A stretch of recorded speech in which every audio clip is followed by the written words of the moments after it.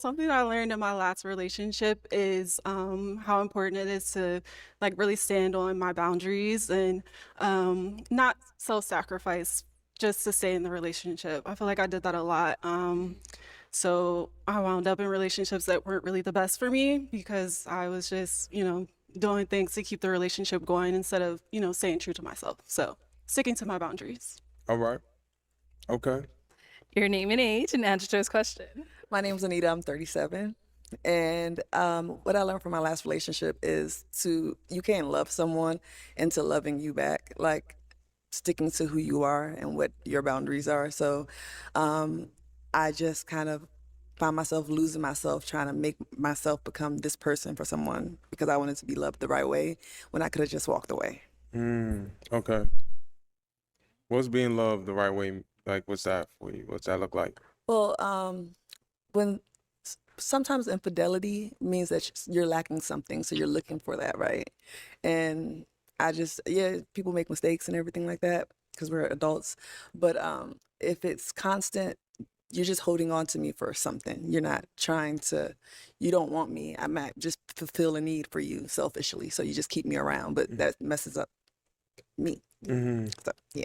Okay. All right, thank you. All right, it is time to pop a balloon. Go ahead. I have a feeling he's gonna pop this one. I would have popped her already because she popped a balloon already by jumping to conclusion. Bro, you gotta pop her. Pop her balloon And right pop now. Mm. Oh, okay. Man.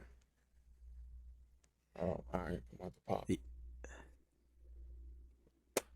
All right, so why was your balloon unpopped? I was very unsure, but he's nice looking. I like his hair. Got a nice face. You have a really intense glare. Like your eyes are really intense. But then you said you like roller coasters. So I was like, is he serious? Is he fun? Like, it was confusing. So I'm glad you popped it. So What was causing you to be unsure? just he said the divine feminine, and then That means she's masculine. Because if such a word can trigger you, that tells me you're masculine. his eyes, and then that was it for me, really. Yeah. No, she's someone that's your type. It's a little too tall.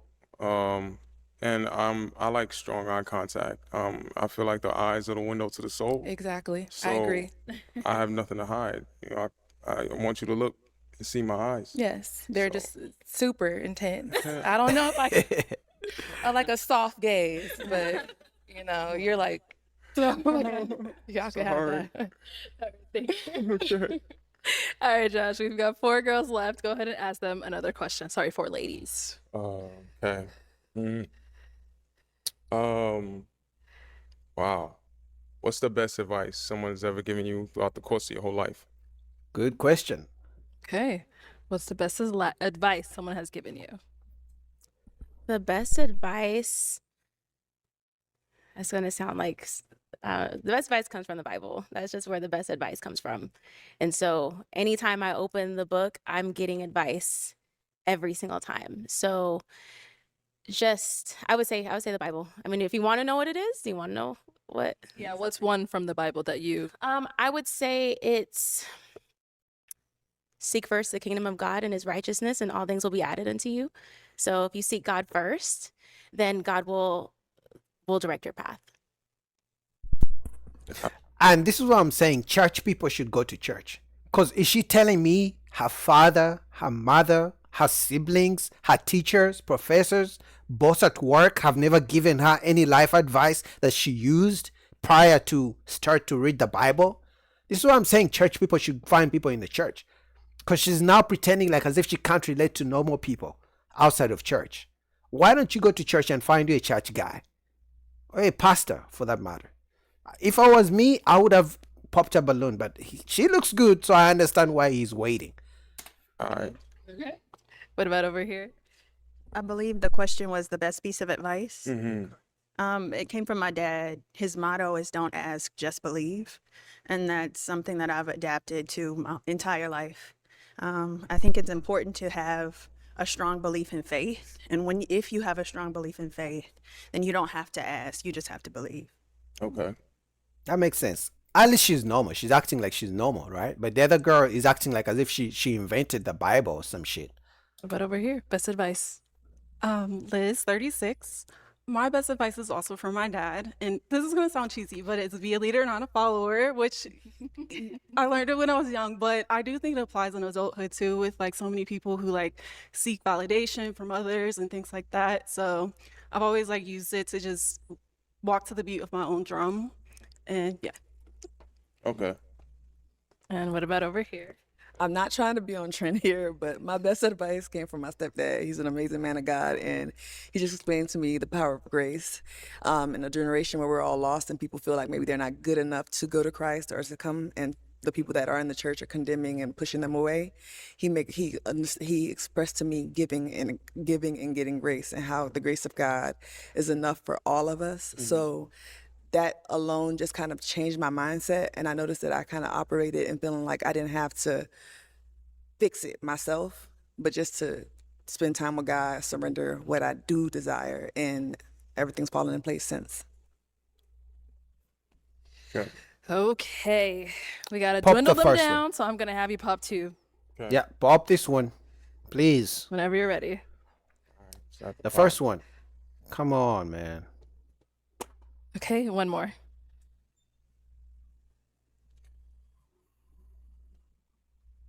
The first one.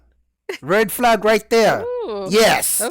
She popped herself. That was the red flag right there. I don't know. I get it. She's good looking, but guys, I don't know. These guys don't listen. Everything she was saying from the first time she popped a balloon, jumped into conclusions, was red flag all the way. Okay, let's come on over here first. The one you ended up popping. So why was your balloon unpopped? Well, he's an attractive man. I like how you're well put together and you're asking good questions to get quality answers from us. So I like that you're being intentional and you weren't afraid to come a second time to find love. Yeah. And why'd you end up popping hers? Just I think the attraction, you know, that was just that. But yeah. All good. Thank you. Okay. And why did you end up popping your balloon? Because she's I a just red thought flag. It was right. I don't know. I just remember that. Are you 40? I am. I know. I just remember that you're a little bit older than what I prefer, but I was willing to hear you out and see. And yeah, there's not a lot. I think you're attractive and you have a good head on your shoulders. Okay. Thank Yeah. you. Our 2 ladies left. Any questions for him? Okay, she's ready. So you said you work in the mental health field. Mhm. So how does that work in a relationship? Like, how do you ensure that when you have conflict in a relationship, it's not like coming off like condescending or like you know everything? Like, what does That's a that good look like, question. I Yeah. guess? Okay. So I definitely do a lot of like self-reflection, right? To check on my, emotional state. So I think just me being self-aware, recognizing where I'm at. I do like to, I'm gonna be honest, I like my solitude at times. So I could like feel what I'm feeling and, get connected to me. So that way it doesn't like radiate on someone else. How is that communicated? I was communicating? Yeah. Well, I could communicate myself, and then after that, I could communicate with you. This is how I'm feeling. No, like how would you communicate to your partner that you need space, or like what does that look like? Yeah. It looks like I need space. I mean, how best can you say it? He's being honest, right? But she popped a balloon because she wants a sweet answer. She wants, hey, baby, I'm not feeling well. Do you mind if I take some time off? No, he said he needs space, and that should be okay. It's not complicated. Why was that a pop? I'm just like I kind of have like an anxious attachment style. I know that about myself, so I would need like someone who would over communicate, like, hey, I need a little space, and like just give me a little reassurance in those moments. And it sounds like you might kind of just do your own thing a little bit. Yeah, which is a little scary for me. So it sounds like she wants lots of attention. Even when you're hurting, she's still in the moment when you're hurting. Rather than putting the attention on you, she still wants you to give her the attention. That sounds selfish to me, but okay. But Okay. yeah, other than that, you're very attractive. I loved everything you had to say, but yeah. So now is she someone that is your type? Yeah, she's my type. Okay. Yeah, Thank you. she is. Okay, let's go over here. Any questions over here? Okay, go for it. Okay, so what exactly happened with the match from last time? That's something you should ask on a date. But that's just me. Because whatever happened before, you can talk about that on a date. It didn't work out. And I hope he says it didn't work out. No explanations, that's it. And the second question, so you can pick which one you want to answer first. When you do go into your I need space times, is it something that you do because you really just need space? Or is it something that you do because, hey, you don't like what I said and you're going, oh, I'm going to put her in timeout. I need space. Yeah, no, I don't do that. So if I need space, it's like I'm gonna communicate. I need space. The anxious attachment style. I'm kind of glad that you said that, because I think that's something that we all have to work on ourselves. But that's something that I can't do. I feel smothered. Okay. So, yeah, I mean, I'll communicate. So Was that the issue from the other? I prefer. So what happened previously in previous relationships? You don't She's wanna not talk about here it, okay. to defend herself, so Okay. I don't want to say anything. Okay. The good That's- answer. Okay. Smart. She tried to make him maybe kind of blame her, but he's like, listen, she's not here. And that's what I said. It's the past. If you really want to get into it, let's go on a date and then I'll tell you. But don't put me on, on national television asking me about my past. Do you have kids? No kids. Do you want kids? I do. And like, what do you see yourself in the next 2 years? Married with at least one child. Okay, well, let me bring you on up here with us. Let's all come up here. Come on up. She's not y'all. feeling it. All right, so she asked quite a few questions. Joss, do you have any?